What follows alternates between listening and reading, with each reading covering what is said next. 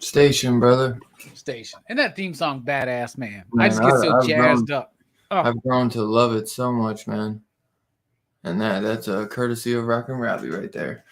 So tonight we're here to review 1981's Ghost Story, based off a Peter Straub novel. Hell yeah. That's a good dude. Scream Factory did pretty good on that. I haven't really dived into much of the special features, but it's got some good stuff. I like that cover. I really like that cover. I love the cover. I actually love the other cover too. Yeah. It was tough for me to choose, but I wish I would have got the slip, but it's got some interviews with the author, and I almost want to say it might not have had a slip. Sometimes you notice it's not a collector's only edition. The collector's editions have slips. Yeah, this one needs a slip. Yeah, it definitely does. But it's weird because if it's not a collector's edition, it doesn't come with a slip. Usually it's just one. So I wonder. Yeah, this is not a collector's edition. So no, you're right about that. I wonder if it did get a slip or not. I feel like it didn't, but we do have two special guests tonight. Recurring guests, as I would say. We got the main homie Steph in the house. Dude, always great to have you, man. Oh, I always love being here. Hell yeah, man. Hell yeah. And we also got Let's Talk Sidewalks.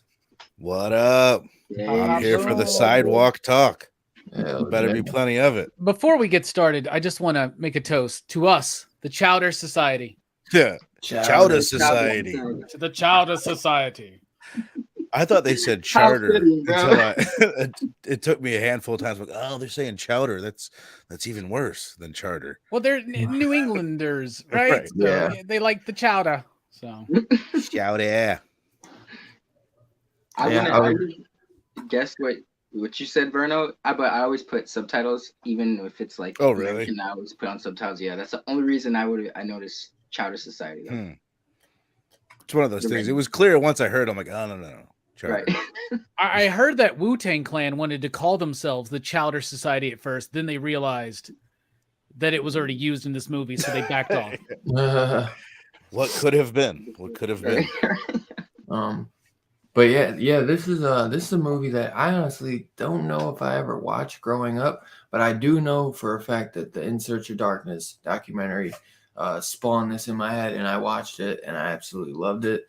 It's definitely different than a lot of your like normal 80s slashers and bloodfest ones. I mean, obviously from the title, it's a ghost story, right. But just the way that it's kind of played out is it's kind of like they sit around, they'll sit around in a circle with the fire and do like a campfire story in a way. You know what I'm saying? Just in like a luxurious mansion. You know what I mean? I need another brandy. Yeah. Have you been sleeping okay, Robbie? Who cares if I've been sleeping good? It's none of your business, sir. We didn't do anything wrong 60 years ago when we killed that woman. Talk about everybody in the family's been banging Ava too. Oh yeah. Freaking I don't know grandpa. about that. Get around. There's a lot I don't get about it. Yeah. Is that what you said, you Grandpa don't- never did it, if y'all remember. Right. Oh yeah, that is right. That It's is the right. strangest He was plot, too. embarrassed. He had Like, performance anxiety. Y'all. You don't Well, know yeah, the what a plot. pussy. I thought he maybe came quick, but It's not. I looked at it. It's an hour and 30 minutes before you could actually be able to tell, like, what the fuck is this movie about? But yeah, it's pretty shocking what it is about. You're I right. assumed he couldn't get it up. I guess he could have busted early. Either one is possible. yeah, I don't think that. I just think he couldn't get it up. I Maybe he think did that bust too. early, but I don't know. it seemed like he couldn't get it up though, because he was It's like not- trying to overtly act like he banged her, and then when he says like, "Oh, she was a goddess" or whatever, he kind of gives this look like he's capping his ass off. You Right. know, I've seen the cappers. I know what they're. I know they're the faces. And she does say, "Do you want to try again?" Yeah. She might have said, "Do you want to wait a little bit and try again?" I If he- mean, dude, yeah. I mean, I'm telling you, he might have had some mental things going if he couldn't get it up for her though. 'Cause I mean, she wasn't no stray dog, you know. You're right about that, Dylan. The right tempo. But I know Vern, this was your first time. Steph, was this your first time? Yes, Checking sir. it? Robbie, you've seen this before, right? Yeah. Yeah, I figured. Yeah, have you? Did you see it because of the documentary, or you've seen this before? I saw this one back in the day. I remember. I have very early recollections, but it wasn't one that I constantly rented. It's not one that like you go back to all the time. But I hadn't thought about it in years until In Search of Darkness, where they talked Right. about it. So, and then I was like, oh yeah, that's that movie with those fucking old guys, like Fred Astaire. So, Yeah. like fucking Fred Astaire's in this movie. His last movie, by the way. Wow. In fact, it was all of their Really? last movies except for what's his name, John Houseman. It wasn't his Wow. last film, but Man, they show Wang in this movie too. They do. they show a little Wang. Yo, yeah. And it's funny because we were just talking about X, which had some Wang shots as well. Not as clear as this one, but Yeah. there's something going on. That they was they a had little- a bit That more was Wang. shadowy Chunk. Wang. Yeah, a little bit. And, yeah. Spoiler alert. Now I There's know dicks there's and Wang. eggs, bro. Yeah. Sorry. Damn it, my bad, Bruno. Oh man, we ruined the Wang surprise for Vern. Now, were you guys all like, because I felt like I should have been familiar with all of these I know it's like, oh, there's this all-star cast. That's what you had said Yeah, I last don't week. know any of them. I looked up Fred Astaire. I'm like, oh yeah, okay. I've seen clips of Fred Astaire. I definitely know that name, but I don't know any of the other people. They're from like Fucking 30s films, right? Exactly. But John Houseman, for instance, was the guy who tells the story at the beginning of The Fog. Yes, yeah, I that is know. right, that I is saw right. He's that. also he was in Citizen Kane. John Houseman. Ooh, Also, shit. the one guy. Okay, so there's Fairbanks, and he's in a bunch of stuff. I just know of these guys, but like I'm not super familiar with their work, of course, except for Fred Astaire, a little bit of Houseman.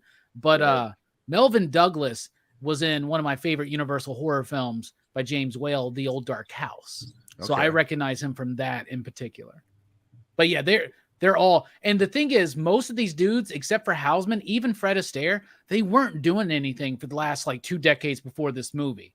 So it was a big deal at that time for these 4 classic actors to come together to do at least 3 of their final films. You know what I'm Right. saying? And it's kind of like thematically maybe caps off their legacy a little bit, you know, Right. like the Yeah. ghost of their past. You know, There's it's like a- each now moment is gone as soon as you label it now. We're constantly living in a ghost world or a ghost story. Well, Welcome to Ghost Weekend here at DHS and PCP. There's also some makeup effects done by the late great Dick Smith, man. Dude, the makeup in this movie, we're going to get to that, but it's Yeah, right. Oh yeah, it's not used a lot, but it's one of the best parts of the film, I think. it definitely is. Definitely.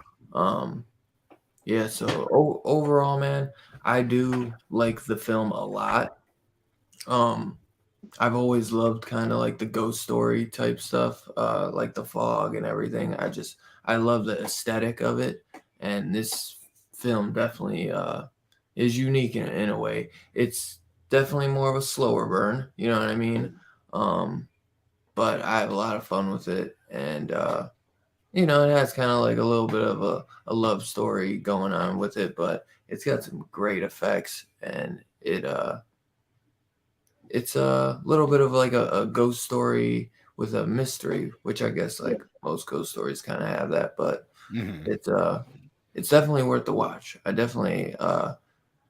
probably only seen it 3 to 4 times, but every watch I've enjoyed it every time, and I'll continue to keep watching it over years. It's not one I'm gonna probably watch multiple times a year. Like for the review, I wanted to watch it like twice. You know what I mean? But maybe once a year, once Did every you other watch year. it twice? You watched it twice this week? I do. I watched it twice. The first time though, I didn't watch it all the way through. I watched maybe like 2/3, and then today I watched all of it. Right. I wish I would have watched it twice because I just threw it on for a second viewing while we were chilling, waiting to go. And I was like, all right, let me catch a little bit more of it. And you can tell it's a different watch when you fully understand who and what the girl is. It just like those beats, like from what I saw of it, they hit different once I had seen the end of the movie. So I think I'd feel a little bit. I always feel differently about a movie the second time. It's definitely one you really got to pay attention to because it definitely has like a mystery going for it. You're trying to figure out like what the fuck is going on,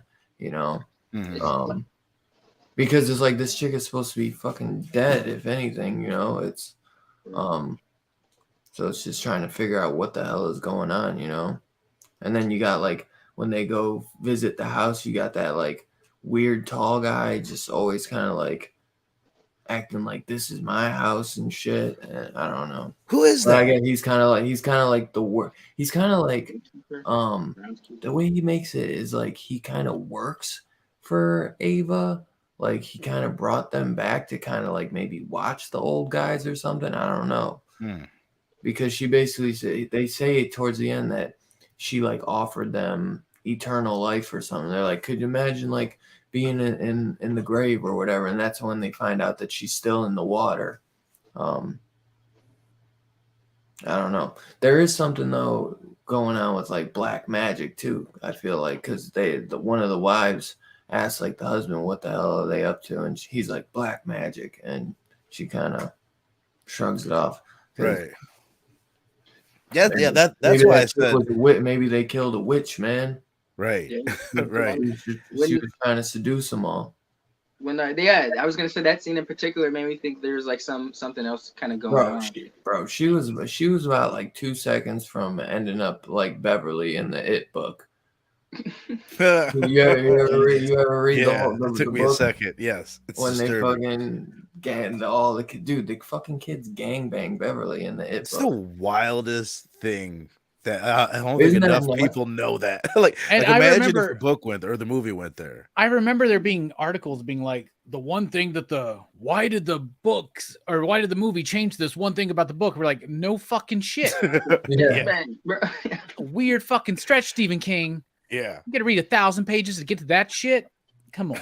Oh my god. Sorry, I had to dip out, man. I spilled the beer. Luckily, everything's okay. Oh, you're good, bro. Those are a great 1,000 pages leading up to that, though. When you Dude. find out that the whole Stephen King universe exists because something puked out of turtle or some shit like that. It's something insane. You're like, that book is so fucking scary, man. I used to like I remember like I was fucking like I was like sick and I was taking like a hot fucking like bath and I had like because I was sick as fucking I had like the Vapo Cool in the bath and I was reading the book.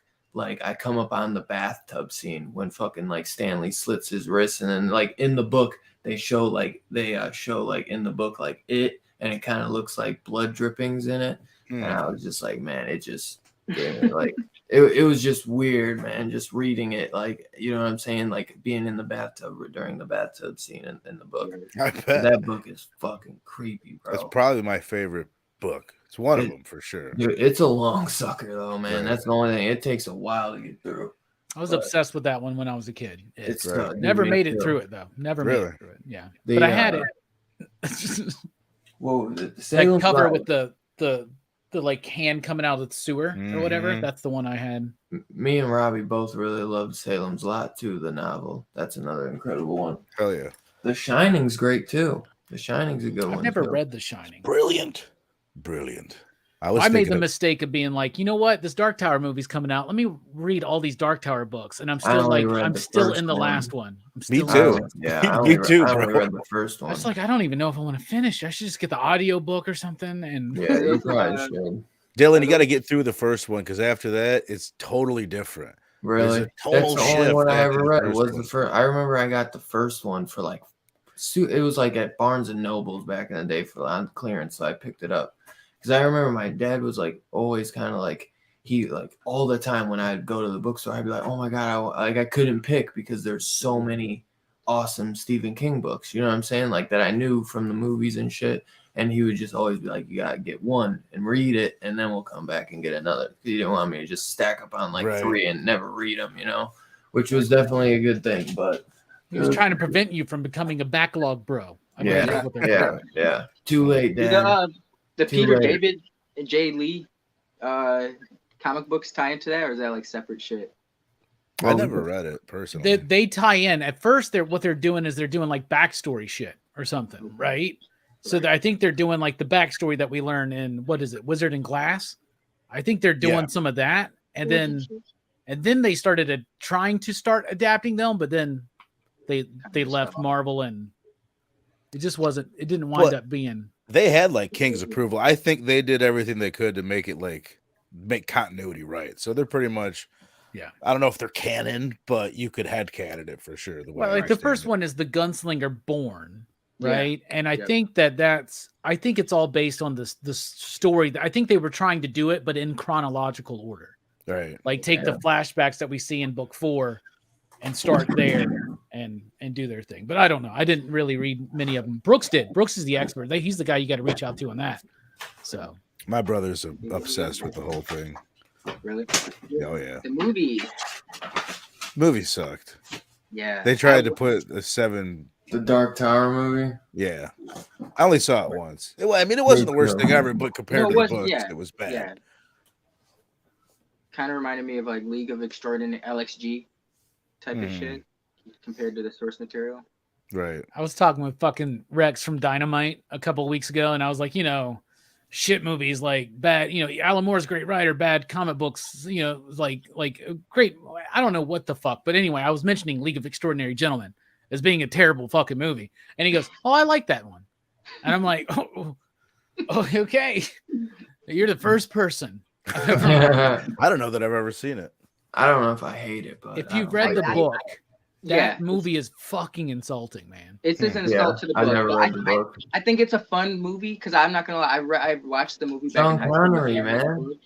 But what happened? You get Sean Connery in that, don't you? Sean Connery's in a lot of shit movies, bro. Yeah. He's in a lot of bad movies. Let's be honest. Yeah, he is. True. The Avengers.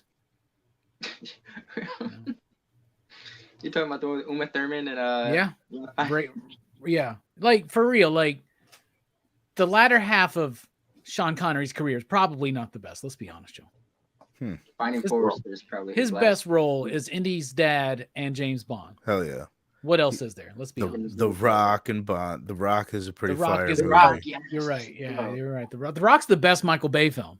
Yeah. I didn't even know that he did it. I heard it. I was looking forward to Ambulance, and a lot of people have been saying it's not that good. Dude, I watched the trailer. I can tell you Gyllenhaal. that's no I like good. Jake Gyllenhaal. Jake Gyllenhaal usually does pretty good. He's a great actor. That's And a the paycheck. other dude is he's a pretty good actor, even though he's the one He who is a plays good like Black. What is his name? Something Abdul Mateen. Yeah, the Black Manta. Yeah, he's Black Manta. He was Candyman. He was And, Dr. Manhattan. Spoilers. Yes, in the show, yeah. What's his first? Is something Abdul Mateen? What is it? Who cares? I care. God damn, he's a great actor, man. No, he is. Yeah, You he's talking about the dude from Candyman? Yeah. Yahya. He is great. Everything he's in, I love. It's him in. Yahya Abdul-Mateen. yeah, That's yeah. what I was gonna say that Him too, and and I didn't want to Jonathan sound I didn't want to Majors. sound fucked up if I was wrong. Hey, I agree so with Robbie, you. what do you think about Ghost Story? Oh, we're talking about Ghost Story? Yeah, yeah, we're still talking about Ghost Story. All right, so I like it. I really do like this film. I appreciate what they're doing. What they're doing is they're taking the classic horror vibe, right? With these classic actors. So they're throwing back to this classic horror vibe, and it's still trying to fit in that slasher genre of 1981, right? So they amp up the gore a little bit. They definitely amp up the sex. You wouldn't have seen that much gore or sex in this movie back in the day, but it is trying to capture this kind of classic kind of vibe, an old school kind of feel. Classical Sometimes music and shit. Yeah, right. We'll get to the score, but like the score is a perfect example of what music back in like the 30s and 40s is like in horror film, right? Like Creature from the Black Lagoon or the shit and like fucking even like Wolfman and stuff like that, right? And House of Frankenstein, like you would get this kind of music in these kind of films. Not the earlier ones, it's different. But this movie has some issues, obviously. I mean, I'm not going to tell y'all that this movie's perfect because it's not. It's slow. Like, it takes a while to get going.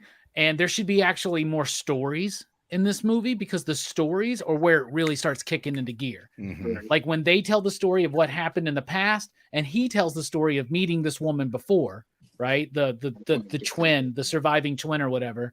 Like, that is when the movie really kind of works. The actual story just always feels like it's a framing device, right? And it's cool and seeing these old dudes get kicked off, but there's also a certain bit because like a big part of the atmosphere is affected by the music very negatively, I think, and we'll get into that. But the music, when you listen to it on its own, it sounds fine. There's nothing against Sardé's score, right?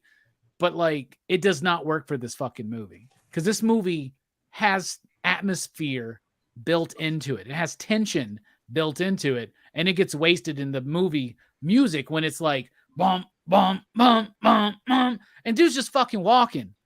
You know, the shit ain't even happened yet, right? And it's like it's jumping up. So the movie's got some problems. It could have a little bit more humor in it that lands good, you know.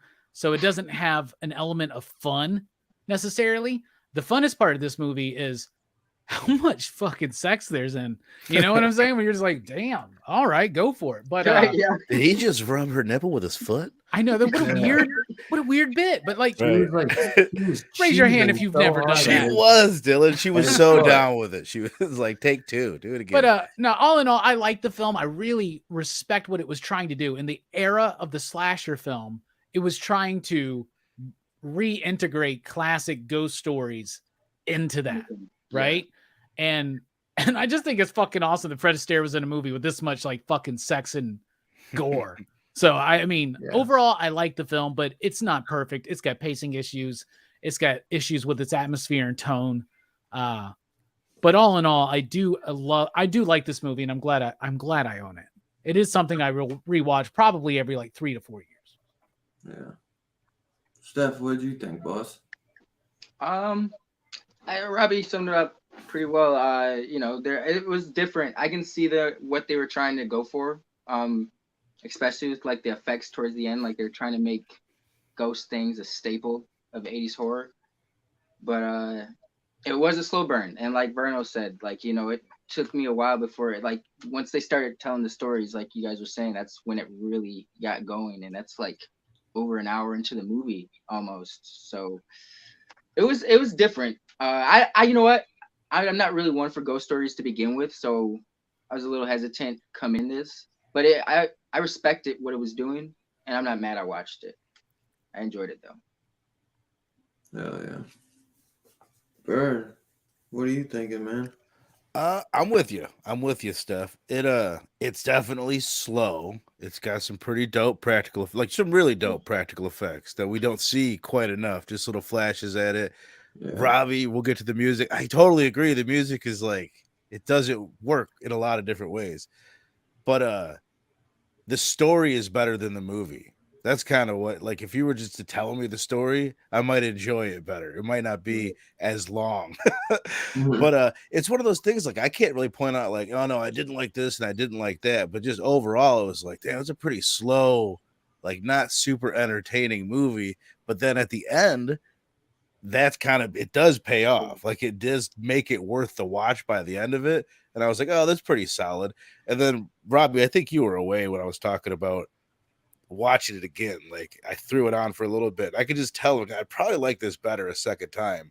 So Okay. I will watch it again, but I wasn't like dying to watch it again. Like, usually I always watch movies twice before we roll, or else I won't know what the hell I'm talking about. Right. This one, when I finished it, I'm like, oh, I don't really feel like watching that damn thing again. Like, that was a pretty long movie to throw on twice in a week. Yeah, it But- was longer than I thought too. I thought it was like an hour and a half. I was like, damn, Right. it is like an hour 45, man. Yeah, but it's still shy of 2 hours. They made this movie today, it'd be 2.5 fucking hours long. Right. And it wouldn't have near as much sex in it. You know what I'm saying? So, True. I mean, that's the funny thing is, like, it could, I'm surprised it hasn't been done again, but they probably almost don't feel the need to, because, like, well, whatever, there's a bunch of stories just like that. We'll just do another one and nobody even know that we're ripping off Ghost Story. well, and the thing is, it's a very fucking simple plot. Like a plot Right. that's been done to death even before this movie was made, but it gives me story-wise, there are elements in this movie that I love because it makes me feel like it's an EC comic. Right? Like, these are dudes that did a terrible thing. They try to forget it. They move on with their life. You see that in a lot of these Vault of Horror tales from the crypt, right, Dylan, where people have gotten away with something for a long time and then it comes back to get them. And it's just like, and it gave me vibes of EC comics at times with the story. And I really appreciate that. Oh yeah. But I you're could right. see that. I could see that. It's long. It does iron out when you rewatch it because you know what's going on. Now I hear that it's vastly different at times than the Peter Straub novel, which I've never read. So Yeah, Right. man. I'm interested in reading that because it's supposed to be like his breakout novel, from what I heard. Like, he'd put out like 4 or 5, I think it was like his 5th, and it's really one that made him a name. And I've been meaning to look this up all damn week, but I can't think, like, what do I know him from? I guess I'll look it up unless you guys can tell me. Like, what's his like big ass books? I can't tell you, bro. Yeah, but I know that name, you know what I mean? Yeah, I know the name too, so I'm sure we're gonna feel like idiots. I know what I know him from. He did a book with Stephen King that actually kind of ties into Dark Tower. Is that the Talisman? That's the Talisman, which is one of Okay. my favorite Stephen King books. They alternated chapter by chapter. Like, King would write a chapter, Straub would write a chapter. Oh, they'd I go do back and remember forth. that. Yeah. That's cool. Huffman, Yeah, and then they did the sequel to it. the Black. God, I almost said a few years ago. It's been 20 years. In 2001, they did the sequel to it. That was Black House, right? Yeah. Yeah. I haven't read those yet, but when I was getting into the Dark Tower books for the first time, I'm aware of them and their connection. So Talisman is totally worth a read. Totally. It's got that's a what kid, I hear. That's what I kid hear. is a main character, basically learns that he could drink this magic juice and put him in this alternate universe, pretty much the Gunslinger's universe, and he could travel back and forth. It's great. He's won a couple of Bram Stoker awards. For instance, he won it for the Hellfire Club in '95 and Mr. X in '99. I've never read those. I'm not familiar. He's won plenty of these. His last book in 2010 won that. So. Yeah, he's a name. Yeah, that's for sure. If Stephen King worked with him, he definitely has to be somebody that Stephen idolized. Right. And they did that in 84 when Yeah. Stephen King was, I mean, he's always kind of been a god, but he was extra godly in 84. Yeah, he's at the height, nearing the height right there. That's for sure. So what are we gonna say? But what do next? you think about the movie, Dylan? Oh, I thought I went first. I thought, but I may have missed that. I'm sorry. No, you're good. But yeah, I like the film a lot. I do think it has some. It's a little bit of a slow burn at times.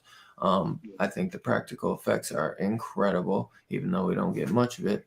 I think for for the most part, the acting's pretty good. I think it has some good cinematography. It gives it kind of like a little spooky vibe at times, and the aesthetic. The music's okay, not the greatest.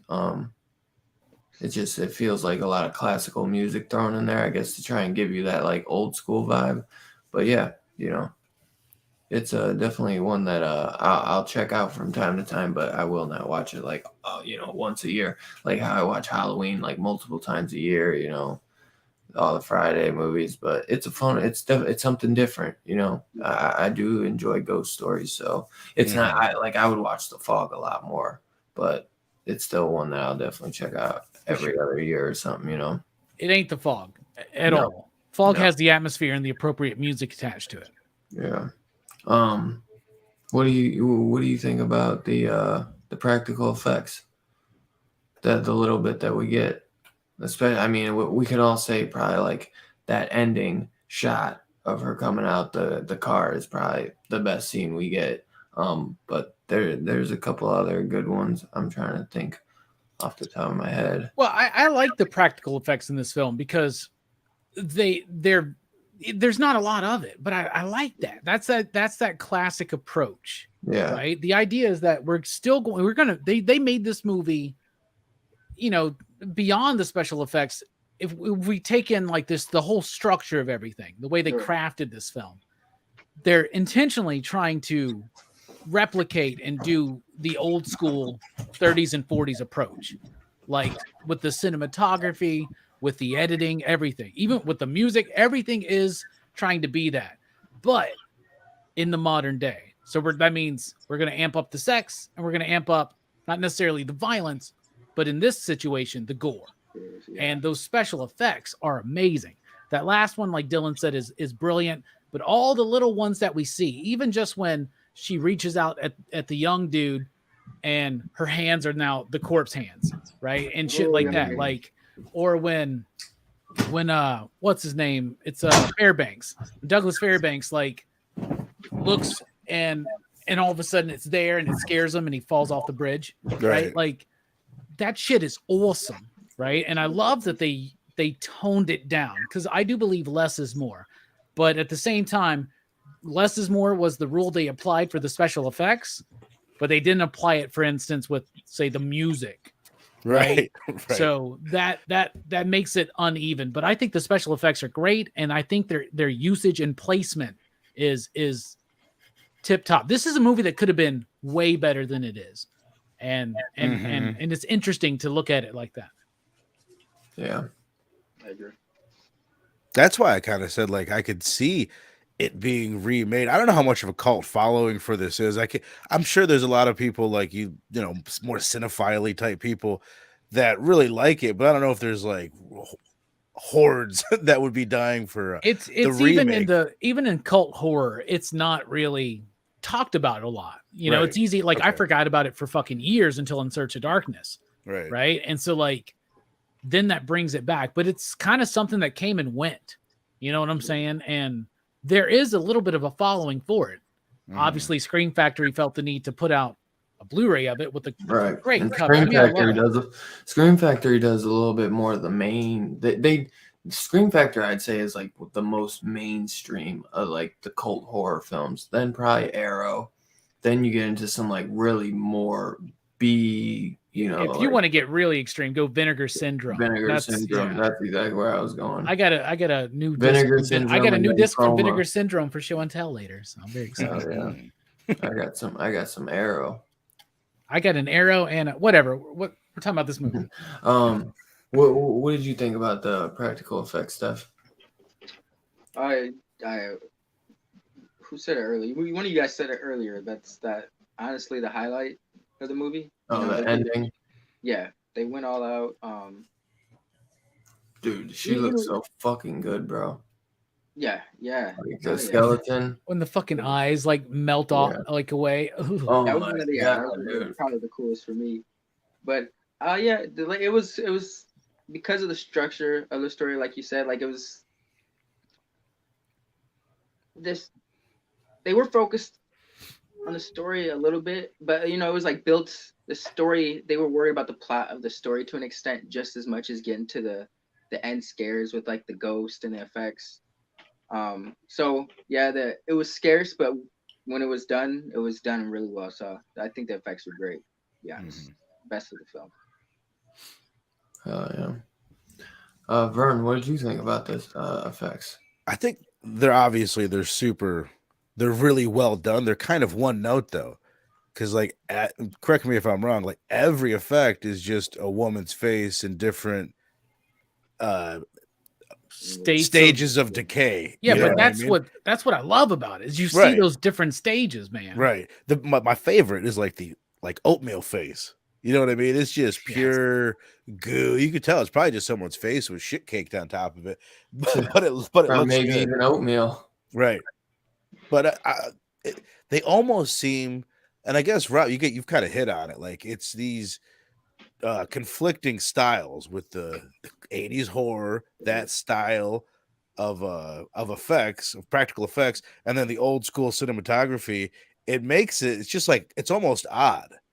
You know what I mean? It's like it doesn't seem to fit, but it does work. But yeah, it doesn't know where to fit, right? It knows what it's trying to do, but it doesn't know how to do it. Mm-hmm. Right? Like you can tell that. And who is the director of this film? That's one. If we John Irvin. Yeah. What is it? He's mostly known for this, The Dogs of War, and Hamburger Hill. Oh, I know Hamburger Hill. Raw deal. We would have had a better director. We might have got a real good movie out of this. Right. Not to say that he's like really bad or anything. I think he does a good job. I just think if you had like a Peter Jackson or something, man, you could do something fucking nuts with this. Yes. I mean, someone said it earlier. I think Robbie, you said it. Like there needs to be a little bit more humor. It's like it could just be a little bit more fun, and it would help the viewing along a shitload. Yeah. Someone call Kevin Feige. As long as they went R-rated, man, and still threw in some nudity and sex, I think that and practical effects that they could do a good remake on this. Yeah. Mm-hmm. Even in just the vibe of the storytelling alone as like a narrative device, you could see that being better and just have a better flow to it where you're consistently knowing, okay, we just got one story and a little bit we're going to get another one. And it's, you know what I mean? Like have that more of that classic flow. Like there needs to be more stories. Right. We're getting the idea that the whole plot centers around these four old, cranky dudes who gather once a week or once a month and drink and tell ghost stories. And they literally the willies. And they give themselves the willies. We needed more of that. You know what I'm saying? We get the one story in the beginning. Yeah. But it's and Houseman, I mean, his voice alone is fucking worth it. You know what I'm saying? But like we needed more stories. Like I don't know. I'd like to have focused more on that. A ghost story. This would work so well. In fact, if they wanted to redo this, and it'd be hard because they just did a movie called A Ghost Story, so people would be like, "Oh, were they trying to rip that off?" And be like, "No, that one was first. It's a fucking novel, asshole, from the '70s." But people don't remember that shit. So what I would suggest, like if I was in charge of this property, this would make a fucking great TV series where each episode is one of the stories. Mm-hmm. And then you can then thread in an overall narrative and then go into it. Like, I think that it could be done really well as a long form TV show, like 13 episodes or something. Netflix. Oh yeah. I don't know, man. Netflix releases it all at once, kills the buzz after a week. You know what I'm saying? So like, yeah, that is true. I'd rather have an Amazon Prime, HBO Max, baby. Call me. 555-555. Speaking of Netflix, you saw that Stranger Things trailer? Yeah, but it's been so fucking long. Who gives a shit? Those dudes look like all them people look like they're 25. Man, yeah, they have to CG Young 11 now, y'all. Yeah, but that's for like they're de-aging the Stranger Things kids. That's for a flashback scene though. I know, man. I still love Stranger Things. It's just been so fucking long. I wanted to just know what you thought of that character, that like Hellraiser looking character at the end. We'll see what happens, man.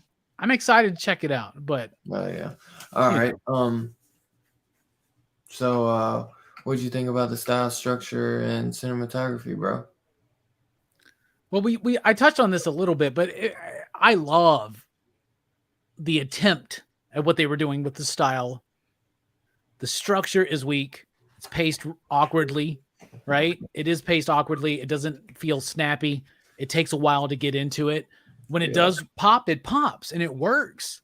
So there are parts of this movie that work. Most of them are the two stories.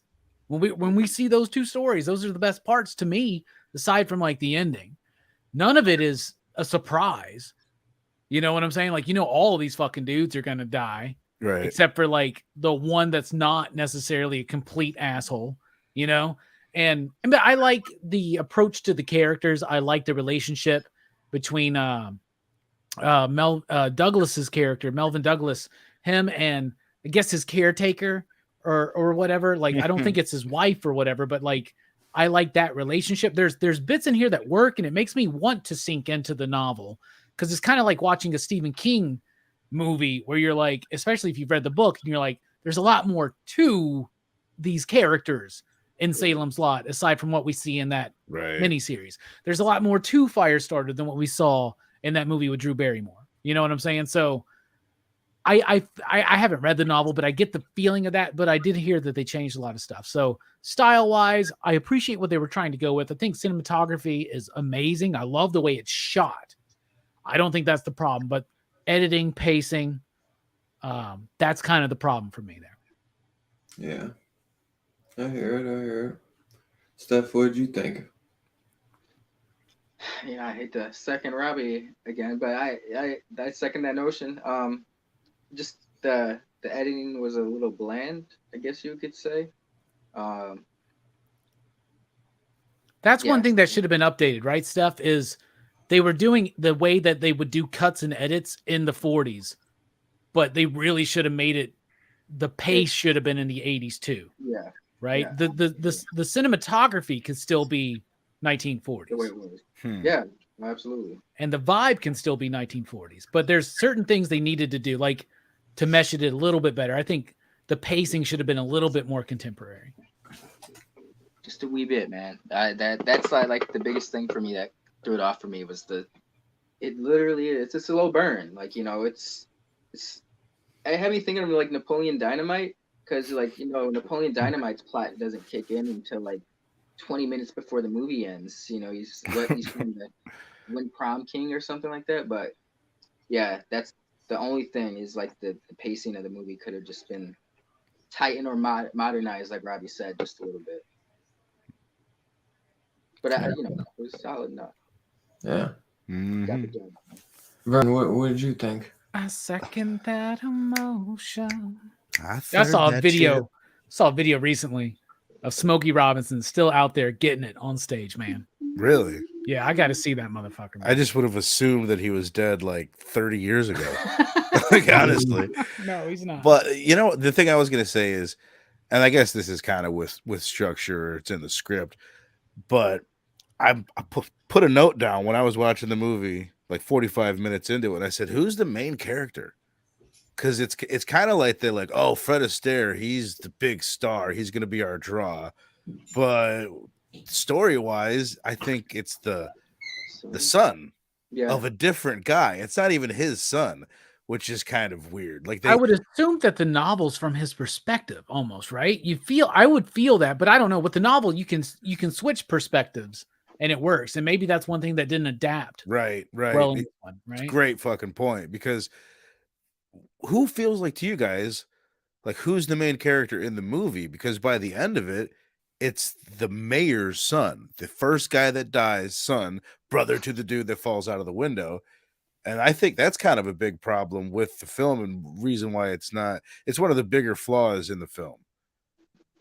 You're not like connected to it because you need a main character. There's a reason why every movie ever has a main character. One thing they should have definitely done is thread him as the main character, and the secondary character is the Fred Astaire character, right? And the funny bit there is that when they do the flashback, he's the one who says, "I don't know how to dance." But Fred Astaire was like the fucking dancing guy. Yeah. So that's a cool little bit. But and even though I do love the two stories where we get the backstory of, the mayor's kid with this woman, and then we get their story with this woman, even though those are like the parts to me where it kind of kicks up and I enjoy it more, right? Especially his story. His story is the one I like the most. You know what I'm saying? The other stuff could have been done in flashback. Because the way that those flashbacks are structured, you don't follow the thread of one individual through the movie, right? And not saying that that's the problem. I love ensemble pieces, but it's not pieced together like that. No, it's not. Because they start knocking these fucking dudes off quick. And I wanted more of John Houseman. Like, let me dive more like into him, because I still think he's got one of the fucking best voices ever. And I loved and was very intrigued by his character. And I want to know how he got to where he was. You know what I'm saying? So, Is he the mayor or is he the heavyset guy? he was the heavyset guy. With He's the beard. He's Okay, the one yeah. who talks like he's the one that's like trying to deny everything and all that shit. He does the narration at the beginning of The Fog. He's telling the campfire story. Right. Dude, that voice is the fucking shit, man. Yeah, hell yeah. And he worked with Orson Welles, so he knows a thing or two about that, right? So Yeah, hell yeah. these dudes were so fucking old, man. And I was gonna say, who would it be right now if you were to do this? Who would be these older? The problem actors? is it would be Tom Cruise, Robert Downey Jr., Hugh Jackman, and fucking like Kevin Hart. You know what I'm saying? Kevin Hart. That's funny. Throw Bill Cosby, maybe. Wait, no. If they really wanted to do it well. I mean, Bill Murray. Oh, that would be good. Right? That's a really good one. Gene Hackman's retired, so we can't go there. But you know, get that kind of, that Liam kind of a Neeson. vibe. Liam Neeson. Then like he would have to go on this. Bill Murray. He'd have to go on this thing of fucking vengeance. You know, how about Martin Lawrence? What's he doing? Like, let's bring Danny Glover. William H. Macy. William H. Macy, underrated. I like him. Steve Buscemi. Hey, I haven't That's a seen good him one. in a minute. What's the last thing he did? To me, Fargo, but surely there's been something since then. I would say Pacino and De Niro, but they've never stopped being relevant in a way. You know what I mean? They never go more than 4 or 5 years without doing something that's pretty popular. Yeah. Kurt Russell. Likewise. Well, he went a while. I still feel like he's got that pull though. Oh yeah, no. Well, I think he's made a bit of a comeback. I think it was he went for the Tarantino comeback, and it didn't quite work. It was Tarantino's like first stumble, but I feel like that still did give him a slower comeback. And then he's Star-Lord's daddy, and then Hateful Eight. Hateful Eight was good. Hell yeah! I love that movie. Why can't I think of his name? Kurt Russell. Kurt Russell. I'm so Kevin James could be one of them. Not Kevin James. God damn it. Keith David. Kevin James. Hey, I like that bro. better. Just I always throw him think in there to spice Every things up. time I fucking think of Keith David, I think of Kevin James because of the K, So and then funny. there's 2 first names. You know what I'm saying? I would take Bill Murray. I'd do like Kurt Russell, freaking Russell Crowe. Matthew Broderick. Yo, He's the Fred Astaire character because he's the musical guy, right? I can't dance. Shake it up, baby, now, twiddle, baby. Get a suave Robert Englund. That would be good. I'm trying to think what the How about favorite characters? that's what I was just thinking. Who you think? Who, me? Yeah, The I'm fucking chick, bro. Sorry. Yeah, I was gonna say I'm going Ava, dude. Yeah, Ava can fucking get it. Jesus Christ. Has the most. She has like the most. Besides the brother, the twin brother that lives. She has the most on her plate, acting wise. Yeah, and Definitely. it's such a weird, interesting performance because she is something ain't right with her. You know what I'm saying? Like the shit she says, and obviously she's a ghost and all this shit, but like, I don't know. So I really like her performance, right? And obviously, and so what's so weird to me, I do not want people to take this the wrong way, but when you first see her, I'm like, okay, right? But then when you see her, you're like, well, damn. Hello. There were levels that I didn't even think of as far as acting and just other things to enjoy about this picture. And she gave it her fucking all, dude. wild ass buck naked sex on the fucking wood paneling floor or some shit like He about broke wild- her neck at one point. Did you No notice that? shit, no He was shit. putting her on the ground. I'm like, oh my God, is this how she Hey, dies? what the fuck is going on? Letting her being groped up by somebody's fucking nasty ass feet. Don't put your feet on me, man. That's so fucking gross. But she does a great job performing, and she to me is the most interesting character overall. I do think that John Houseman's character, as the leader of the Chowder Society, I feel like there's a lot of missed opportunity there. Yeah. I would like to see his character explored a little bit more further, and he kind of had to be the biggest asshole out of all of them. He had the most simple death. That was kind of like he just wrecked his car. And then you got don't attacked, even so. see it, I don't think. And then there's the weird. We didn't even talk about this. The weird fucking bit with the dude and the kid out of nowhere. Like, what the fuck is the point there? She's got like henchmen in the real world. I don't. Whatever. I was really hoping you could explain That's that or what someone. I was saying to you earlier about It's got to be something that's more involved in the book. Dude right? pulls the necklace out of his mouth. It's like That's how he knows that it's her. Yeah. Right. So Very then he odd. goes and tells them the story. What the cost of the story? You want to buy your way into the Chowder Society? It is such a weird stretch. It's like it's not a good movie actually for like the first 20 minutes probably, but it gets there, y'all. Trust me. It's worth it. It's worth it. It is. But she's the best performer. Definitely. How about one of the creepier scenes? I almost mentioned it when we were talking about practical effects, but it's not a practical effect. Just like they put her hair over her face, and she's just like looking all crazy. You know what I'm talking about? It's super creepy. Yeah, the way it's shot. dude. She looks wild, and plus she's just got like this 10,000-mile stare, but she's like smiling. But she's like, they say it later, like she's not there. Like you mentioned, she's a ghost. But she plays that like not being there well. He's like, "Where are you from?" And she just stares at him. It's like, that whole fucking bit where she like is so like I guess you could call him the main character, or whatever, but the failed teacher, right? So like, and I like that journey. Like I'm interested because that's the character building shit that they're doing is his story in that like brief like. And some of these flashbacks are like what, like 15, 20 minutes fucking long. Mm-hmm. It's like a whole act of the fucking movie. But like what the fuck was I trying to say? When he wakes up and she's just standing out there and she starts saying all that weird shit. And then she gets back in bed and shit. Like, that's chilling, bro. And I will see the life run out of you. Mm. And I love the little bit too. There are some good elements in the script too, where she says something that she said to them, the four guys way back in the day. She said something to them every time that she kills one of them. You know what I'm saying?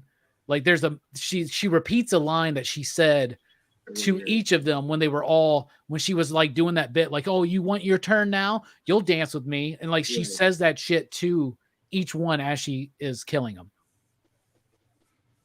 What was it that she says exactly? I don't remember the exact words, but like, so you remember the bit when they show in the past and so I'm going to take a bite out of you. What? Where she's like, I'm going to take a bite out of you. I'm going to take a bite out of you is what she says to one of the characters. And she says that to, like, she does that when she's like, oh, you all want to dance. You're all going to get your fucking dance. Where basically she realizes that they are all drunk and expecting that they're all going to like, you know, like train car her. You know what I'm saying? They're going to put a train on her. Right. And she's not again. Like the thing is she's into the one guy. Right. And the other dudes, like it gets wrapped up in all of this shit. And that's the thing is Houseman's character is the lead of all of that shit. Right. But she does repeat those. So when she's doing that shit where you all get a dance, I think she even says that to Houseman where you'll get your dance or something like that. But yeah, I'll take a bite out of you is one of those things. For sure. That's some really cool stuff.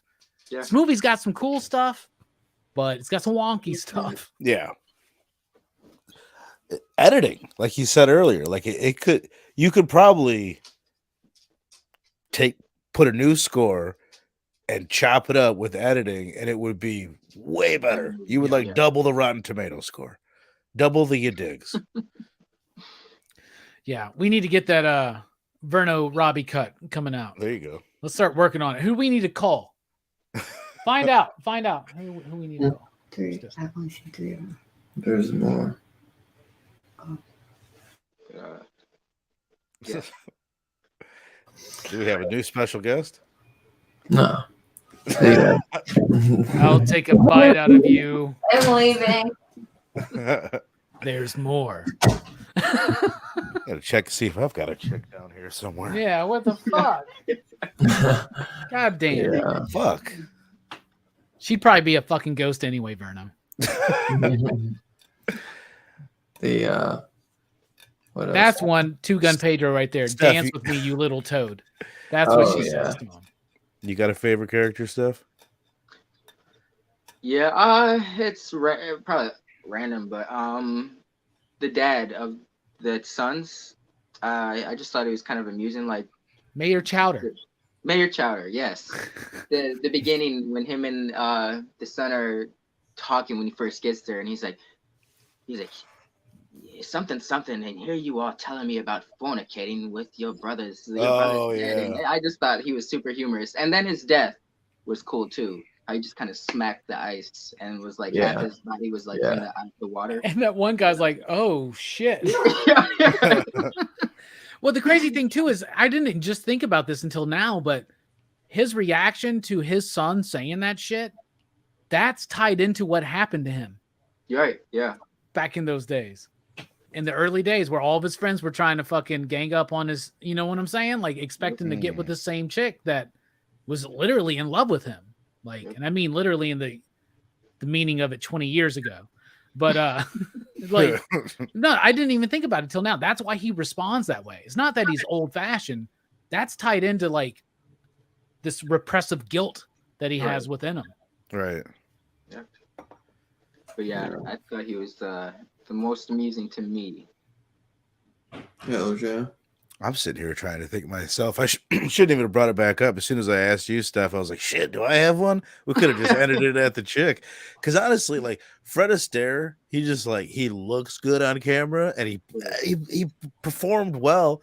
It's just doesn't stand out. Like He's got to be like fucking 70 or 80 something years old there. Right? Yeah. Like it wasn't. Holy shit, man. No performances stood out. The main character, he was good. He was competent. But it was pretty boring. Like the movie would probably be better with a different guy playing that young lead. That's the dude from Dream Warriors. You That's remember that, Dylan? You remember that? Shit. Yeah. Who is he like the counselor or something in there? Yeah, He's not one right? of the kids, right? Yeah, he's not one of the kids. He's like the Right. counselor who's like bringing Nancy in or whatever, right? Right. I had heard that he was from Dream Warriors. I was like, oh shit. But yeah, I don't really have. I'll say my favorite character, just because he looked sharp, was the mailman that sees the mayor. Says, "Everything fine with you, man?" Sorry to hear about your son. That mailman was looking sharp. He was out there getting it You pay attention. Oh, yeah. You notice the mailmen in these fucking movies now. don't you? everywhere, dude. It's like you get a new car and you start seeing those cars everywhere. Yeah. Everywhere I go, there's mail trucks. Every Whenever you movie watch movies, you get the idea mailman. that people know their mailman. I don't know my fucking mailman, Right? but he's a piece of Right? shit. I'll tell you that. I'll tell you that. I know mine, kind of. She's a man woman. I recognize them. It's just always a simple hello, not the Right. head, get the mail. Right. It's because mailmen are fucking busy. They ain't got time to sit and chat. I live in Not like an the apartment, movies. so my mailbox is like this, Ooh. and they'll be like, I can fit this in there. And then all the time, because they have to like, there's 4 other mailboxes. You've got one of those that folds Yeah. up. Yeah. Bro. So all the time, my shit will be fucking halfway in another person's mailbox, and I can't fucking get it out without ripping the Hey, fucking shit off. That's not the mailman's fault. That's your apartment No, manager. That's it's the fucking apartment. mailman's fault. Bro, we got to y'all. get rid of that shit. I do it too. I'm shoving shit in there. And you know what? I don't give a fuck. It's got to get in there. Yeah. I wouldn't do it Fuck with you a package. too, Verno. I wouldn't do it with a package. That's different. I mean, depending on the package. I had that happen with a package. Yeah. It was You a should fucking. see the way packages get thrown around. It's like when I first heard them, it's like holy shit. I get it, bro. They're Because just chucking shit. I'm a comic book retailer, so people all the time are like, I can't believe these books are damaged like this. Like, oh, don't open a diamond box. Don't watch the dude come and fucking unload it in my shop. That motherfucker just comes with like Jim I watched the Carrey dude, and too. Pet Detective. And Remember I Jim do- Carrey and Pet I do Detective? know my UPS guy, and that's one of my favorite dudes. He's also a Cowboys fan, so we shoot the shit every fucking week when he comes in. And this dude all the time comes in, he's like, why you guys fucking got so much shit today? Like, and he'll just like fucking throw it on there. I'm like, I feel you, man. I don't give a shit. I'm gonna blame that on Diamond, PR, Right. Penguin, Yeah. Lunar, Ingram, whatever the fuck. I'm just gonna blame it on them, man. I saw that you just did that. I don't give a fuck. Because I understand. I get it. So, what do you think this movie's trying to say, bro? Let me see who should go first. Maybe Vern. I think it's obviously the main theme of it is like guilt and like this, your undying sin, something Yeah. from the past. And that's what like most ghost stories are about, is about guilt and repressed all that. It's funny because to the grave. right, it seems like they all lived pretty good lives despite that. You would think they would have been like punished throughout instead of letting them live long, healthy lives with good friends and then killed. That's the EC effect though, right? Because like one's the mayor, one's the head doctor of the town, and then the idea, if you notice, it's very subtle, but Fred Astaire's character is a junior partner in a law firm. And I think Houseman is the main, and it's showing that he's always being second fiddle to this guy. You know what I'm saying? So, but basically law, medicine, and politics, they are this town, this Chowder Society. I was gonna say the other thing though is it's kind of like female empowerment. There's some elements of that in a way. Like obviously there's the whole bit with her, and like the moral of the story is don't like rape women more or less, or expect a gangbang when you just found out that one chick had sex with one guy. But there's also like Allegedly. the way she takes control of the situation and like turns it on him. It's like she's like super empowered. Like they all think they're gonna have their way with her, and she's all of a sudden like intimidating all these men. She's one woman, and these four dudes are like, "Damn, this bitch is crazy. She just licked his face." But so I think there's a little bit that I don't think it's super well done as far as that goes, but they are saying something about female empowerment and that side of things. Absolutely. What's that? Oh yeah. What do you think and stuff? To a degree, like generational curses. They almost lived their whole entire life scot-free, and it was looking like if she didn't get them then, it would have been passed on to old dude's son, or kind of was seeping into their lives. Like Bruno said, don't expect a gangbang and kill a girl, because shit gets real. Remember when she's trying to marry the one brother, and she has like this fascination with getting married like in his town, right? Meeting his whole family, like everybody being the whole town being there. Like she's got some, like she wants to take out the entire fucking town, I think. Yeah, man. Right. She's like, fuck that town. Yeah, Nobody cared. Nobody tried to figure out what happened to me. Yeah. Like, they all just kind of swept it under the rug like she was never there. They said like, she left. She got tired of the town.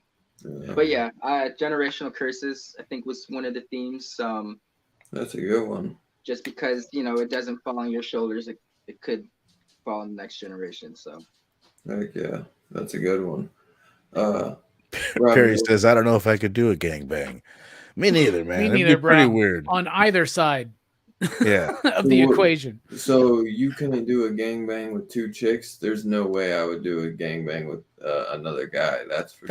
Different. That's a menage a trois. Gangbang's something completely different, Dylan. You might need to research that later on. You and your lady can research that at your leisure. I know what you're talking about. Robbie, what are you thinking though, brother? These guys hit it on the nail on the head, but I'll also do this, and I'll steal this from Dan Waters, because we had Dan Waters on the show last year. We were talking about homesick pilots, and he mentioned to him that every ghost story is about trauma, right? Thanks. The ghosts represent trauma. Who is the ghost? The ghost is the woman, the trauma. So like Verna was saying, there's that female empowerment, that woman kind of vibe, like dealing with that, right? So that's there. I love the bit when they think they killed her, they're doing the wrong thing. They're hiding the body, but then they realize she's still a fucking alive. That's really a did good do it. scene because all of them are legitimately like torn up over that, Mhm. right? So that's fucked up. And then one dude even goes after her. But man, that's so fucked up. Could you imagine being in that? God damn, that would fuck me up for life. So it is about that generational thing, like Steph said, because it is the sins of the father are visited upon the sons. One of them dies, one of them gets really fucked up, but gets to have some wild sex until that happens, right? Totally. So there's that, you know, it represents the trauma and all that. But at the same time, I do want to say that it represents the ghost story of, and you know, last night we talked about the classic fucking comic book Ghost World by Daniel Clowes. We'll be talking about the movie adaptation on Monday for PCP movie night. Ghosts represent the same thing to me. And what this is if you look at the time and what they were trying to do to interject classic horror into the new medium, right? It's almost kind of a reflection of the ghost of films of yesteryear, and bringing in Fred Astaire and bringing in John Houseman and Melvin Douglas and Douglas Fairbanks Jr. helps accentuate that. Like we, even in 1981, had forgotten where we came from in film, in cinema, in story, in fiction, in horror, in ghost stories. And sometimes in moments of excess, we need to remember where we came from, even though that world is a ghost story. Whoa. Nice. Hells yeah. Well said. Hell yeah. Perry's just cracking me up down here. Trying to figure out, yeah, there's a difference between a gangbang and an orgy. That's the key. That's the key. It could be like one chick and a bunch of dudes. It could be one dude and a bunch of chicks. It could be one dude and a bunch of dudes, one chick and a bunch of chicks. I don't know. However you I want to don't do know. An Eiffel Tower could be kind of cool. it. Things have to be done to one person, I think, and technically in Right. a gangbang. And the rest of them just stand around awkwardly. Like Jordan says, just don't make eye contact. Yeah. Mhm.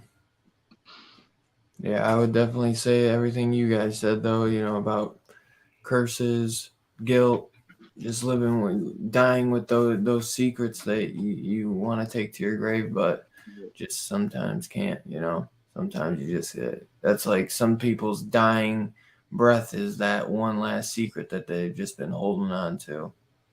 Right. Everybody's got one. Everybody's got one good one at least. Yeah.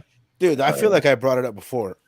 I may have, I may not have, but my whole life, I've been having for a long time, dude. I have these dreams that I killed someone. Have I ever brought this up to you guys? It's never a violent dream. I'm never like killing the person in the dream. It's just that someone's gonna find out where the body is. Like there's some guilt inside of me somewhere where I have these guilty dreams. Have you ever had that? No, but it I feels never like remember my shit. sounds like I you're almost worried feel that like someone's I don't gonna- drink. you're worried someone's going to dig up your dark secret. For real? No, I Yeah. mean, yeah. I don't know. What is that, Verno? There's a lot of them. Like I know said. you used to work There's at a lot a of them. gentleman's club, so surely maybe like there. I've seen dirty work. I've seen what was it? What was that movie? Very bad night or some shit like that. Oh, Christian Slater. Yeah, very, what's that? very bad things. Very bad things. Yeah, That's the shit, dude. yeah, that's a good movie. Yeah, it's exactly like that every night. Y'all want to get into the rating though, and then we'll do Hell some yeah. show and tell. Hell yeah, man.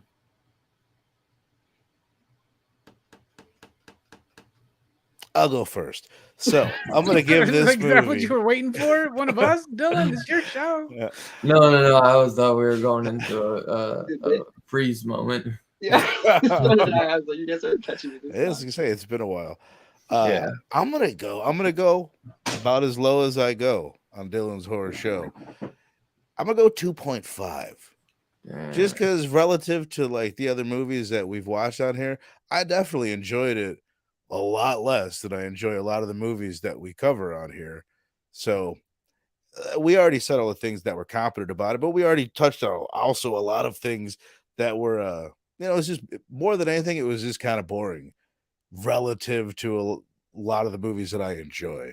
But I do respect, I'm glad I watched it, which is one of the things I always say I love about doing the show is because I watch a ton of shit that I would never have watched before.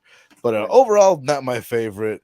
Would watch it again, but wouldn't recommend it to the majority of people I know. 2.5. I feel it. Steph, what do you think, bro? I'm gonna have to go with Verno.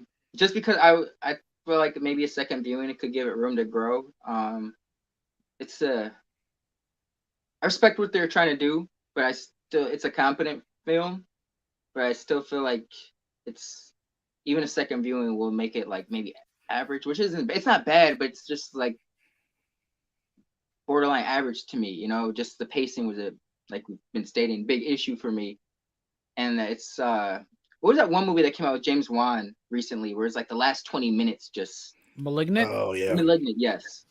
It was like that, but on a bigger scale. Like, you know, the big hit of the movie just comes in too late. So I think 2.5 is a fair 2.5 out of 5. I think is fair. That's like halfway. Yeah, like a 5 out of 10. Yeah, I think a 3. I think it could be a 3 on the second viewing, but right. yeah, I'm with you. Yeah. There's a lot to take in with yeah, the first yeah. one. Right. I'll go as far as saying it could be a 3.5 on a second viewing. Like it's kind of a long movie it's tough to retain all the subtleties of it. It's got like a 6.3 on IMDb. Out of 10? Yeah, out of 10. Yeah. It's got Robbie, what do you think? 30% on Rotten Tomato, I think. Who gives a shit about Rotten Yeah, I Tomatoes? don't know about Rotten Tomatoes. What's Rotten Tomatoes score in Rockin' Robbie's I world? think you would be. Fucking 2. I think you would be surprised. I think your opinions match up with those of Rotten Tomatoes often. I think you look at Batman versus Superman. You're wrong. No, All right. They love Scream, and we all know he fucking hates Scream. That fucking movie sucks. All right. This movie is 3 you digs for me. 3 you digs, 3 slips. It's a new one. 8 backlogs. I don't fucking know how that goes. But no one. No, does. it's 3. I like the film. It does grow on you as you watch it, but it doesn't. You still see the problems are fucking super visual. Like, I mean, they're super obvious, right? They're right there in front of your head. He hated it. What's that, Dylan? Nah, I was telling my girl that you hated Scream 5. She can't believe it because she loves Scream 5. I appreciate that, but that movie fucking. What did you rate Scream 5? She was asking me. 2. 2, that's what I thought. A 2? A 2. Okay, fair enough. What do you rate it? Out of 10? Out of 5. Out of 5? 4.5. Jesus. Okay. That's That's cool. I like that. That's cool. That's what I gave it. Stick to your guns. For Ghost Story, though, I'm going to give it a 3. It's like its problems are glaring, but I appreciate what it's trying to do. We didn't touch on the music too much. We did mention it a little bit, but the music itself, if you look at the score by Strada, right? What's his name? Sarde. Felipe Sarde. If you look at the score, listen to it on its own, it's fine. But in the movie, it does not work because it doesn't allow the atmosphere tension to build, right? It's always at a fucking 10 or an 11. It does slow up at times. Some of the sound design can be cool. Dylan, I don't want your girl thinking that I think that she's crazy because she likes Scream 5. I mean, you know what I'm saying? I like Slumber Party Massacre 2. I think that's fucking masterpiece. That's a good movie too. Fuck yeah, it is. All right. Okay. We can dig it. We can dig on it. You know, but yeah, that 3 for Ghost Story. Is the mom in Sleepwalkers? What's that? Remember Sleepwalkers? Barely, man. I don't like that film. Oh man, Is that the cat film? Yeah. Oh, But the main chick in this, Ava, plays the mom banging her son in that. Oh, really? No. Oh, yeah, that is her. I was Okay. like, what the fuck? Yeah, something's wrong with her. It says she That she plays Leatherface's like aunt or whatever in the new Texas Chainsaw. It says Oh she my plays God, Mrs. she C. does. The old chick? Yeah, she plays She's the the old old- chick. Oh, They my did. goodness, you're right. She's just old as fuck. Still my second favorite movie I've seen this year. So Yeah. She was also that movie was way better than What was Scream your 5. first favorite? X. Okay, I was hoping you were going to say that, or else Yeah, I was dude. going to be like, But bro. I'm still waiting to see everything all at once or whatever. Like I hear that's really good. I want to look at that. I tried to find out one of my sites. Maybe I did. But yeah, there's bad copies out, and I can't. I hear mixed reviews. It's at my local theater. Me and Jamie were going to go see it Thursday, and then something came up. So, but you're going to go see it. So. Yeah, I give it a 3 though as well, bro. It's not like a highly rewatchable one, but it's definitely. Yeah, but what do you give Scream 5? 4.5, bro. Because the original's a 5, and Scream 5 is my second favorite. Same. 142. 3.5 for me. 142. 142. You put 4 over 2. I don't know. Maybe that's wrong. Maybe it's 124. I think it's. I think it's 124. No, it has to be. I think whatever. This isn't The about opening Scream. scene 2 is like one of the most iconic. You go 1, 5, Two. Movie theater 2, 3. Yeah. with yeah. Jada 1. Pinkett's trying to tell Omar Epps to go slap the comedian, making fun of her hair. No, And he's like checking out the glory hole and shit, and he gets 3. 3. Yeah. Mhm. Remember the scary movie where he gets the fucking Yeah. I had to card people as they were going into the theater because of that shit. Like that Yeah. in Fight Club. When I worked at the movie theater like 20 years ago, like whenever there was a dick in a movie, I had to card people when they went into the fucking theater. It's That's so That's weird. crazy. Yeah. There was no fucking dick in Batman, and I still got carded for a PG-13 movie. That's Yeah. wild. There's dick in this movie. The dick was implied.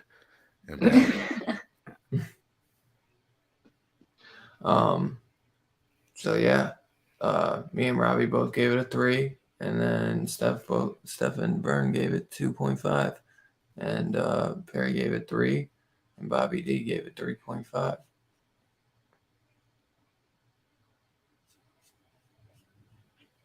So average score of I thought I disconnected from my internet.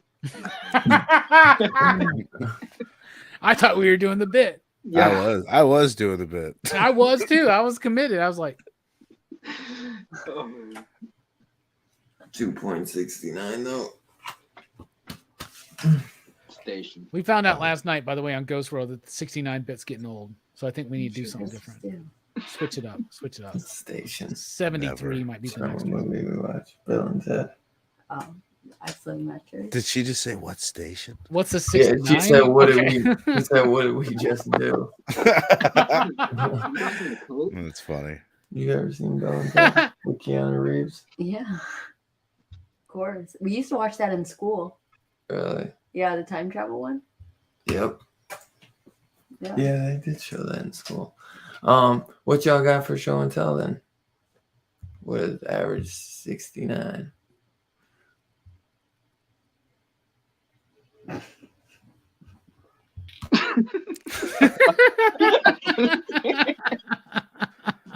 I couldn't. I was gonna say I think Bruno is doing the. I bit it hard. I'm like, dude, I'm like, she's chuckling in the background. I'm like, you fucked up the bit. Yes, Perry, I've seen Road Trip, and it was a classic. So, Euro Trip He as reads well. The mouse. Hell yeah. Euro Trip is so good. Scotty doesn't know. Scotty doesn't No, know. don't tell Scotty. Dude, that's Matt Shit. Damon singing that too. Yo, Yep. yeah. Classics. We'll never get another Matt Damon. Was that Euro Trip or Road Trip? I can't even remember. Which one? That was Juro. Yeah, That was Juro. Where Matt with Matt Damon. Vern, you got anything you want to show off? Steph? Not this week. Yeah. I'll show you this because I got this in the mail, and we were talking about it last week. This is what I could get. Oh, sweet. Oh, nice. Dude, that's cool, dude. Yeah, I've yeah. never that's seen dope that. ass cover. Why Yeah. It's is a it pretty look like- dope looking cover. It's just got the one. Is that like a copy? I don't know, bro. It's what Dude, was if you available. would It have was told, like if you got a $8. 4K, you got a 4K Blu-ray player. Yeah. I could have probably found you like the freaking Argento cut and everything. Well, It that would would have be been like pretty $40, dope. but Yeah, Oh, I would yeah. say. I don't know if you would have wanted to pay that. But it's like a beautiful. It's a beautiful like hard box. I'll show you how it would have looked. I got this too. This came in the mail. Just from Tiny Onion. Nice. They're giving you like 6 of these a year. I think That's so everybody's getting this. I haven't seen much, but I know Nick got the same thing. And honestly, I don't even know what it is because I haven't opened it up. I think I'm pretty sure it's a Something's Killing the Children variant, but pretty much coming with the Tiny Onion. Whoever this artist is, they're doing like black and gold, a set of 6 variants that comes with his Substack, with James Tiny the Force Substack. So that's the first of 6. It's pretty dope. That's what I got.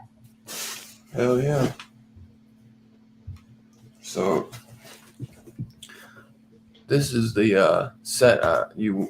If I don't know if they still have it in stock, I'll have to check. But it comes with all 3 cuts. Nice. But this is a 4K set. It's actually a European like box set, but because 4K is like universal, you don't have to have like a Region B player. Okay. They do have a special features disc in here that I can't watch. It's because it's Region B, but it's not the biggest deal. Like to have all 3 cuts is just all I ever wanted, honestly, especially to have, because I'd never seen the Argento cut. But dude, it's the superior version of the film. That's what I hear. This is like the only way to own this. That's awesome, man. This set, bro. Oh, that looks Blu-ray. dope. Oh yeah, it looks great.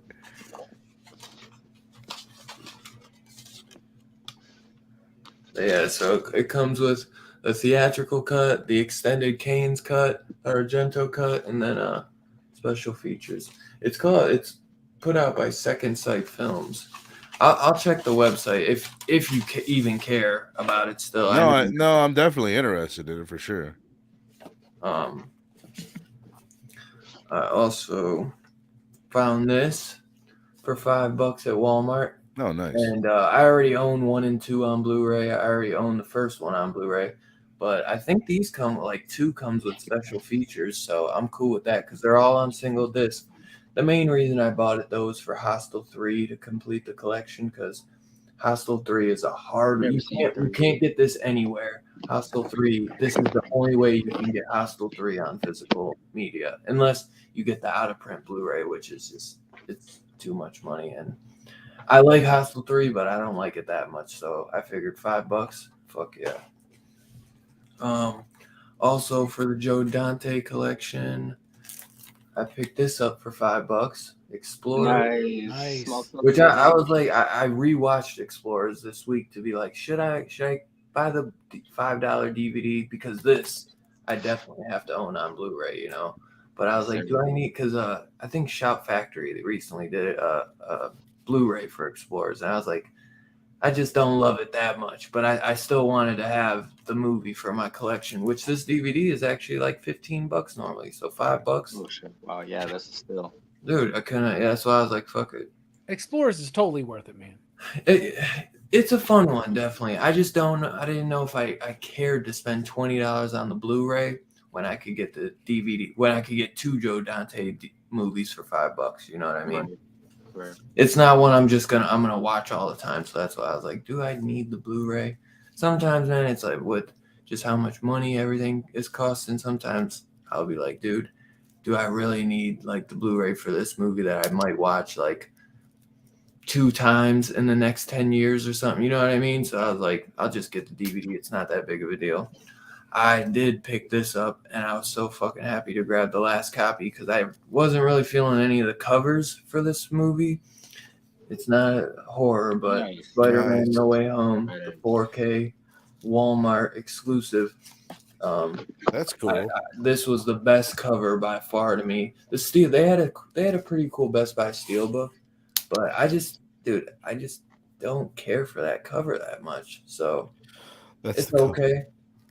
The Blu-ray cover's better with him and Doctor Strange. So when I saw this is like one of the best shots in the film when he's like, you know, crying in the rain. Dude. Now I got to figure out what cover. Oh, dude, I'd get this one from freaking Walmart, dog. I think I showed this last week for a split second, but I also did with all the 5 Cream talk. I did get the Best Buy exclusive Scream 5 4K. Sexy slip. Sexy case. Oh, nice. And that's the back. And then the front. Maybe I'll figure out a way because I might have extra digital code for Scream 5. Maybe I'll get a little giveaway thing together for when I hit the. So 1K should be coming soon. So, but yeah, this basically just has like pictures of everyone holding the mask, which they kind of show that in the promotional footage. Well, hey, certified rotten fresh, baby. That's why that website shit, man. And the last two things, dude, I could not believe it, but Arrow Films recently has been doing 4K releases for stuff they did on Blu-ray a couple years ago, kind of like Scream Factory. So they said they were doing RoboCop, but I had no idea that it was going to come in the hard shell freaking case. Oh, nice. So yeah, dude. As soon as I found that out, dude, I was so freaking pumped, and I had to pick up another one that I found out was going to be in the hard shell case as well. They have the Hills Have Eyes, the Wes Craven, and I think it's going to be in that big hard shell, so I want to pick that up too. Very cool. But yeah, the RoboCop comes with a poster. Scarpad got a steel book, but it's of this cover, which it looks really cool as well, because that's the VHS. But yeah, dude, these freaking there's some nice thick sets, man. So, dude, I had to get this one. Sir. What you got? Oh, that's a fire cover. That's you know what I'm saying? I had to get it for the freaking that incredible cover, dude. For the box set, bro. Didn't that come out 1981 too? Or was that 1982? It was 81, yeah. Okay, nice. Yeah, the original poster art comes with like another poster and a booklet. It's dope. So yeah, dude, I'm so happy because I always wanted to have the box set for this because I just thought that art is so incredible. Yeah. It looks so much better on the art on the box. Yeah, I don't have any of their bigger sets. Obviously they're redoing some of them for 4K, but they did them for the original Hills Have Eyes and Last House on the Left, and all I have is just because those had like soundtracks and shit on them too, and yeah. Arrow's really good. They got some good stuff. They definitely do. I was really happy to get those in. This was my biggest find of the week because it was the last. Dude, I went in. Your biggest find of the week was fucking Spider-Man, bro. I went in at you have RoboCop in American Werewolf in London. Bro, these are easy to get. I just ordered them off Amazon. But dude, this was the last one, and I went in at 9 a.m. At your Walmart. Wow. Yeah, but that's my Walmart. I don't have 20 Walmarts behind me. But there's this thing called Walmart.com. This thing called Amazon.com. This was a good find too, though. No, dude, man. I'm proud of you, Dylan. I'm just messing with you, man. I'm sorry. What do you got, bro? Who, me? Yeah. Well, first thing is an Arrow Blu-ray I finally got. Audition. Love this film. Yeah, Takashi Miike.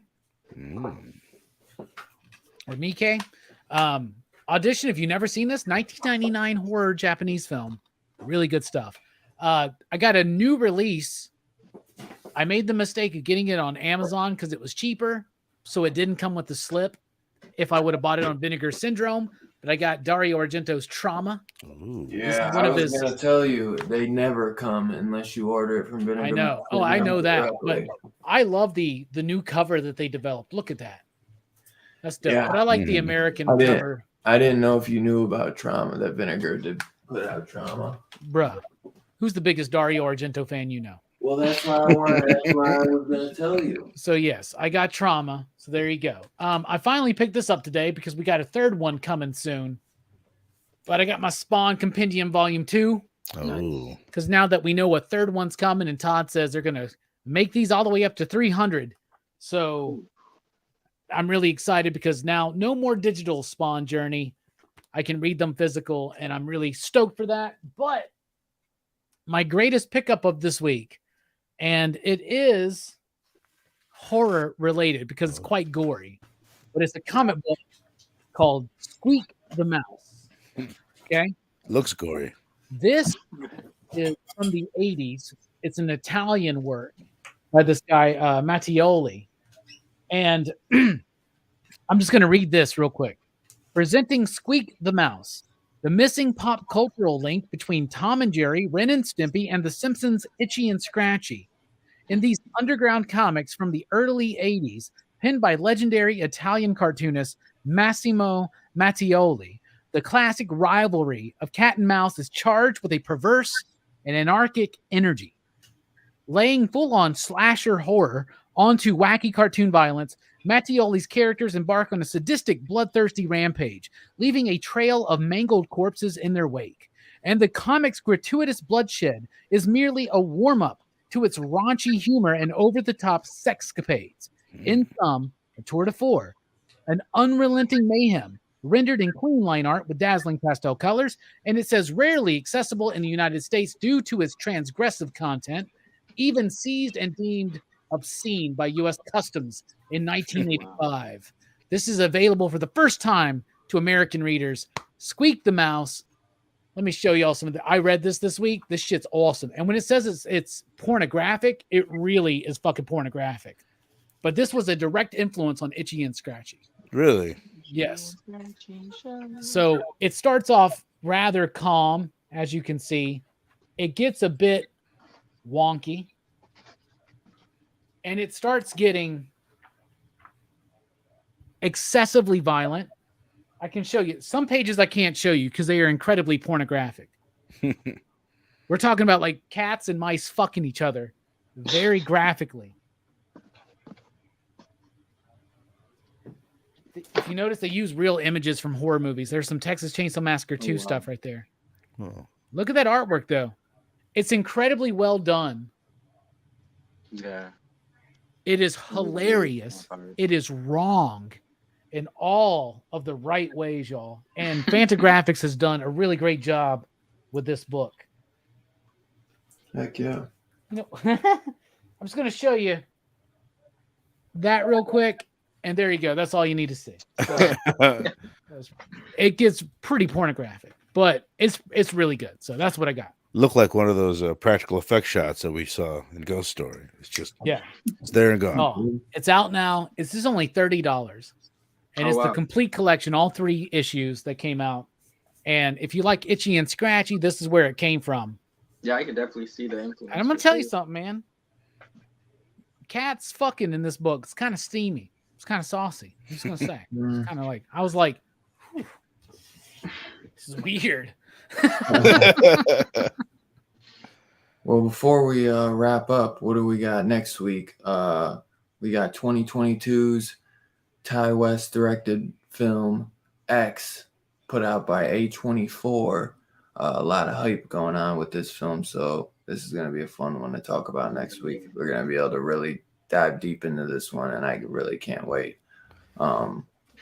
It's out there, folks. Go get it digitally. Yeah, rent it for $20. It is available. Do you guys got anything popping up this weekend? This week you guys want to throw out there before we end the stream? Ghost World PCP movie night, Monday night. Join us. Ghost World. Steph, No, blame nothing. Fable? No blame Fable? A hiatus, right? Yeah, still hiatus mode. Coming soon though. Hell yeah. Hell yeah. Make sure you go sub up. Blame Fable. Or one collection down. Vern, you got anything coming out this week, or they got you working like a... They got me working. You can see me on the streets. Shoving packages that don't fit into tiny boxes. For real. Yeah. No, I'm pretty gentle. Because you're our homie out there. Right. And you're like, this is a comic book. Supposed to be our inside man. Right. I try. I do my best. Unless it's those apartment buildings where the boxes go like that, then I just start shutting. Just leave it at my fucking door then, man. Right. That's what I would do. If it's a package, they shouldn't be putting them in there. But we'll talk about it another time. Screen sucks. Thanks everyone for coming and hanging out tonight. Dram, Two Gun. Oh shit.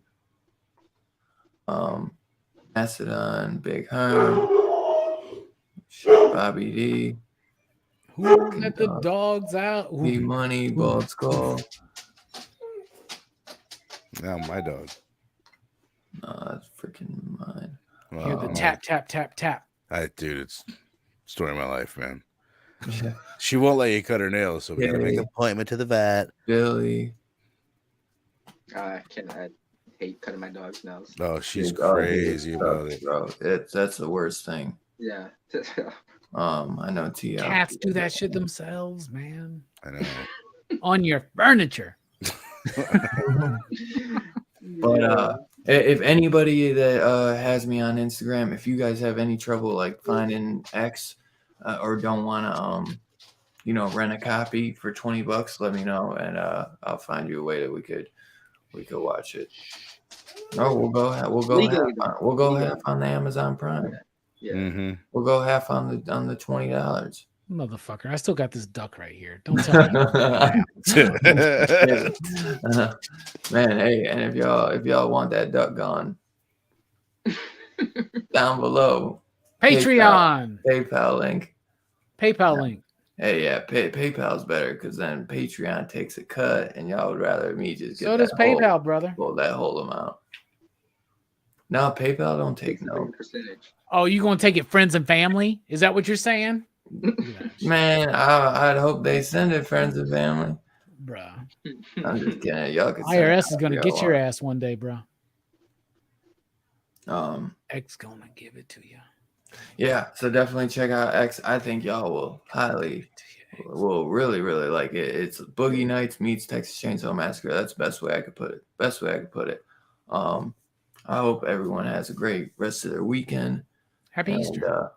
Yes. We will see y'all next week, man. Peace out.